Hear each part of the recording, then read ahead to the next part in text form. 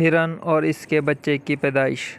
ایک دفعہ کسی حاملہ ہرن کو بچہ جنم دینے کی حاجت پیش آئی تو اس نے دریا کے کنارے پر موجود جنگل کی راہ اختیار کی۔ پھر یوں ہوا کہ اچانک موسم خراب ہو گیا، آسمان سے بجلی گری تو جنگل میں آگ لگ گئی۔ گھبراہٹ میں ہرن نے جان بچانے کے لیے آس پاس دیکھا تو ایک شکاری نشانہ بنا رہا تھا، دوسری طرف شیر تھا۔ ہرن کو الجھن ہوئی کہ اس پھیلتی ہوئی آگ میں جل کر مرنا ہوگا یا دریا میں ڈوب کر جان دینی ہوگی، یا شکاری مار دے گا یا پھر شیر اپنا بھوک مٹانے کے لیے نوالا بنا دے گا۔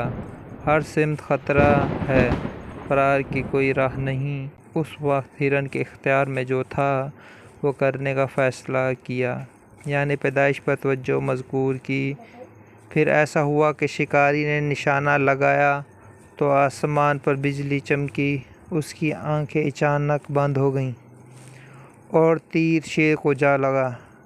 زوردار مینہ برسا، جنگل میں پھیلتی آگ ایک دم بجھ گئی۔ ہرن کو اس کے خالق نے بچا لیا۔